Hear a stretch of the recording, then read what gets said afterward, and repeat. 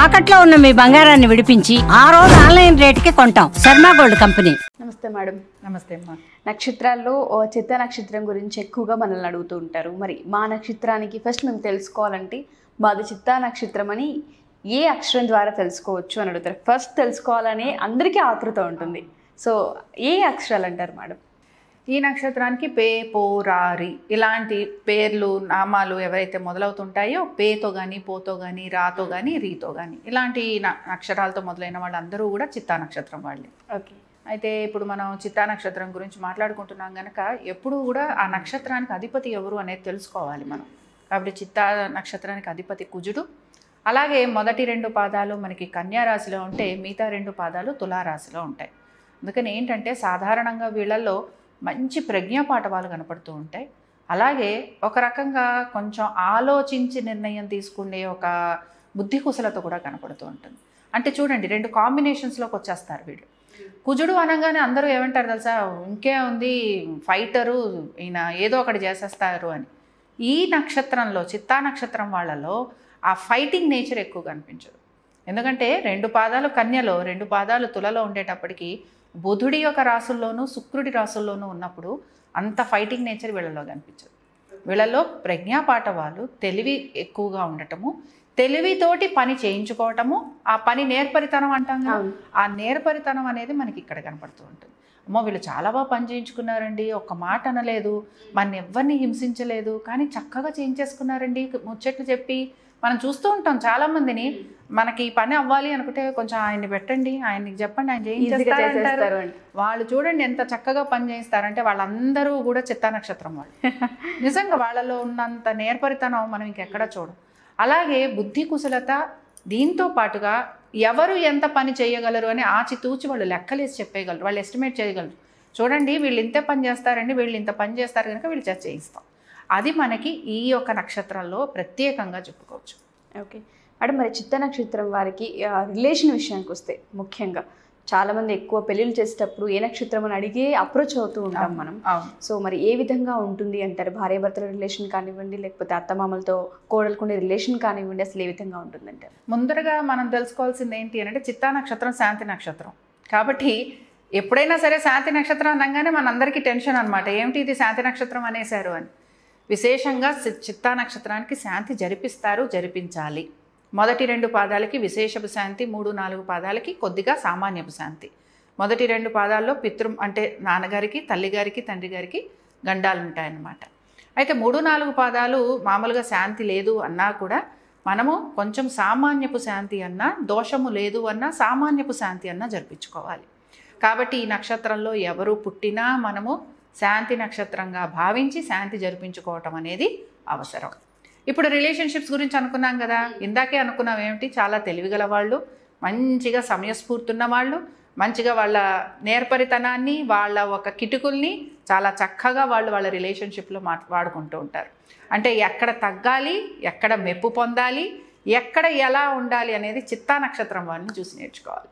కాబట్టి రిలేషన్షిప్ ఎప్పుడైతే మనం ఎక్కడ తగ్గాలి, ఎక్కడ బాగుండాలి, ఎక్కడ ఏం చెప్పాలి అనేది తెలుస్తుందో ఆటోమేటిక్గా భార్యాభర్తల మధ్య రిలేషన్షిప్ చాలా వరకు బాగుంటుంది. మేడం పిల్లల విషయంలో కానివ్వండి, వీళ్ళకి ఏ విధంగా ఉండబోతుందో, ఒకవేళ చిత్తా నక్షత్రం ఆ నక్షత్రంగా పిల్లలు పుడితే తల్లిదండ్రులు ఏమైనా శాంతి జరిపించుకోవడం కానివ్వండి, వాళ్ళ ఎడ్యుకేషన్కి సంబంధించి కానివ్వండి, ప్రత్యేకమైన ప్లాన్స్ ఏమైనా తీసుకోవాలి అంటారు? చిత్తా నక్షత్రంలో పుట్టిన వాళ్ళు ఎలా అయితే శాంతి జరిపించుకుంటారో వారి సంతానం కనుక చిత్తా నక్షత్రంలో పుడితే తప్పనిసరిగా జరిపించుకోవాలి. కాబట్టి ఇక్కడ మనకి ఎటువంటి మినహాయింపు ఉండదు. అలాగే చదువు పరంగా చాలా బాగా చదువుకుంటారు, తెలివిగల వాళ్ళు, చాలా సూక్ష్మంగా గ్రహించేస్తారనమాట, విషయాన్ని గ్రహించగలరు. అందుకని ఇక్కడ చదువు అనేది ప్రత్యేకంగా వీళ్ళు అన్ని రకాల చదువులు చదువుకుంటారు. వీళ్ళు ఈ చదువే అన్నది ఏమీ ఉండదు వాళ్ళకి, మేము ఇదే చదువుతాము అనేది ఏమీ ఉండదు. లా చదవచ్చు, అకౌంట్స్ చదువుకోవచ్చు, మార్కెటింగ్కి వెళ్తారు, మార్కెటింగ్లో కూడా మళ్ళీ మేనేజ్మెంట్ అంటారు, లేకపోతే మార్కెటింగ్ మేనేజ్మెంట్ కాదండి మేము వెళ్ళి ఏవైనా సరే కెమికల్స్లో మేము పనిచేస్తామంటారు, షిప్స్లోకి వెళ్తూ ఉంటారు. ఇలా రకరకాలుగా వాళ్ళు చెయ్యని ప్రయోగం అంటూ ఉండదు. అన్ని రకాల రంగాలలోనూ కూడా చిత్తా నక్షత్రం వాళ్ళు మనకి ఎక్కువ కనపడుతూ ఉంటారు. వాళ్ళలో ఏంటంటే ధైర్య సాహసాలు, చొచ్చుకుపోయేతనం కనపడుతూ ఉంటుంది.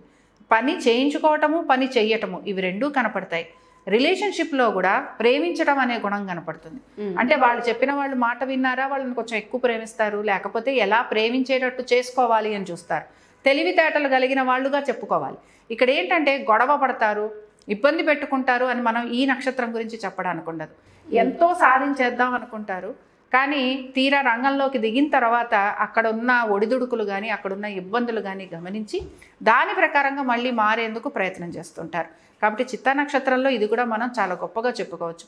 మనం అనుకున్న విధంగా మన ప్లానింగ్ ప్రకారం నడవట్లేదు అనుకున్నప్పుడు నిరాశ పడకుండా ముందుకు వెళ్ళాలి. ఇంకా ఏదైనా మనం ఇంప్రూవ్ చేసుకోవాలా, మనం ఏదైనా ఎడ్యుకేట్ చేసుకోవాలా, లేకపోతే మనం ఏమైనా చూసి నేర్చుకోవాలా, అలాంటప్పుడు 10 మెట్లు కూడా దిగి చక్కగా వాళ్ళు నేర్చుకుంటారు. ఓకే మేడం, ప్రత్యేకించి చిత్తా నక్షత్రం వాళ్ళు పెట్టుబడులు పెట్టేటప్పుడు కానివ్వండి, వ్యాపారం చేయాలన్న ఐడియాస్ ఉన్నప్పుడు కానివ్వండి, కలిసి వస్తుందంటారా? ఒకవేళ కలిసి వస్తే ఎటువంటి వ్యాపారాల్లో వీళ్ళు పెట్టుబడులు పెడితే బాగుంటుంది అంటారు? చాలా చక్కటి ప్రశ్న. వీళ్ళు ఇందాకే చెప్పాను కదా, అన్ని రంగాలలోనూ ముందుంటారని.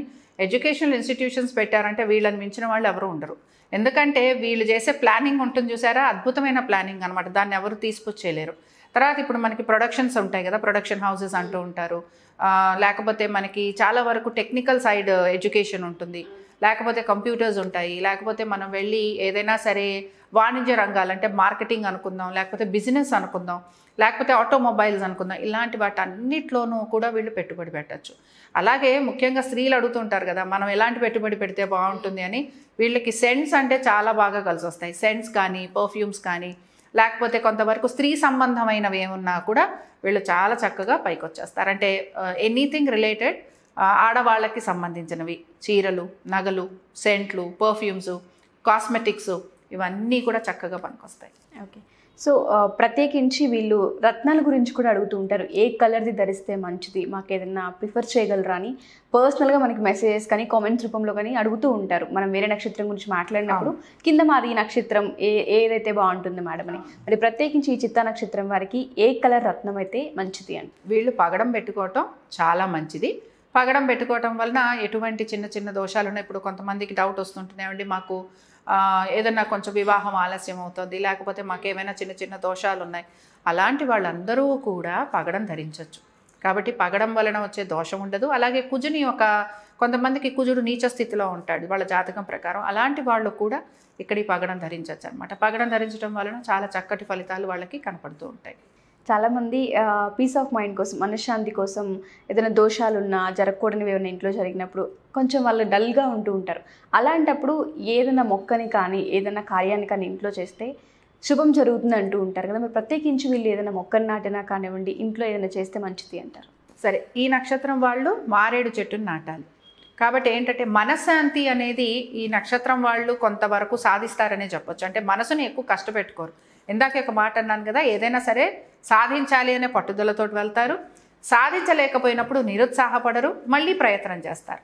కాబట్టి మనశ్శాంతి కోసం అని కాకుండా అసలు మన నక్షత్రానికి సంబంధించిన వృక్షం ఏది అన్న ఆలోచన మనకు వస్తూ ఉంటుంది కనుక వీళ్ళు మారేడు చెట్టుని నాటటం, అలాగే మారేడు దళాలతోటి శివార్చన చేయటం, అంతకంటే పుణ్యఫలం ఇంకేది రాదు మనకి.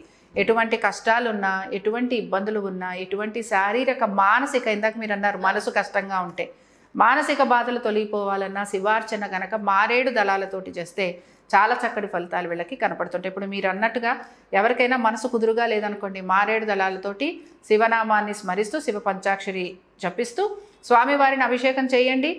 తప్పనిసరిగా వాళ్ళ మనసు కుదుటపడుతుంది, అలాగే వాళ్ళకి ఆర్థికపరమైన ఇబ్బందులు కూడా తొలగిపోతాయి. ఓకే మేడం, మరి వీళ్ళకి లక్కీ కలర్ ఏది అంటారు, లక్కీ డే, దాంతోపాటు ఏ రోజు కలిసి వస్తుందని అడుగుతూ ఉంటారు. మరి వీళ్ళకి సంబంధించి లక్కీ నెంబర్ కూడా ఏది అంటారు? అసలు వీళ్ళకి మనం లక్కీ డేస్ చూసామంటే మంగళవారం బాగుంటుంది, ఆదివారాలు కూడా వీళ్ళకి చాలా వరకు కలిసి వస్తాయి. అలాగే లక్కీ కలర్స్ చూసాము అంటే ఆరెంజ్ కానీ రెడ్ కానీ ఇవన్నీ కూడా వీళ్ళకి కలిసి వచ్చే colours. Light reds, dark red నుంచి లైట్ రెడ్ వరకు వీరు ఏదన్నా వేసుకోవచ్చు. అలాగే కొంతవరకు వీరు వైట్స్ కూడా ప్రిఫర్ చేస్తుంటారు. చాలా వరకు వైట్స్ కానీ హాఫ్ వైట్ కానీ ఇలాంటివి కూడా ప్రిఫర్ చేస్తూ ఉంటారు.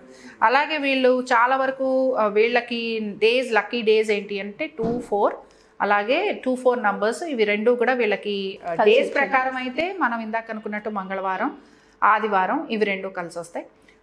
లక్కీ నంబర్స్ ప్రకారం చూసామంటే 2 కానీ 4 కానీ ఇవి రెండు కూడా వీళ్ళకి లక్కీ నంబర్స్గా చెప్పుకోవచ్చు మనం. సో ఏ దేవుణ్ణి ఆరాధిస్తే మంచిది అంటారు మేడం ఫైనల్? వీళ్ళు కూడా ఇక్కడ కన్యా రాశిలో ఉన్నారు, అలాగే తులారాశిలో ఉన్న వాళ్ళు ఉంటారు కనుక, ఒకటి శివార్చన, మారేడు చెట్టుని నాటాము అంటే శివుణ్ణి వదలకూడదు, శివుణ్ణి పట్టుకోవడం. రెండు, సుబ్రహ్మణ్య స్వామిని, కుజుడికి ఎప్పుడూ కూడా సుబ్రహ్మణ్య స్వామి, దుర్గాదేవి, వీళ్ళని మనం ఎక్కువ ఆరాధిస్తూ ఉండాలి. కాబట్టి దుర్గా ఉపాసన చేసేవాళ్ళు, లేకపోతే దుర్గాని ఆరాధించేవాళ్ళు ఇలాగా వీళ్ళు ఏం చేస్తూ ఉండాలంటే, ఒక బుధవారం రోజున కానీ లేకపోతే గురువారం రోజున కానీ అమ్మవారి దర్శనం చేసుకుంటూ ఉండాలి. దుర్గాదేవి దుర్గాష్టకం చదవటం, లేకపోతే దుర్గా కవచం చదవటం. దుర్గా కవచం అసలు రోజు చదువుకోవాలి.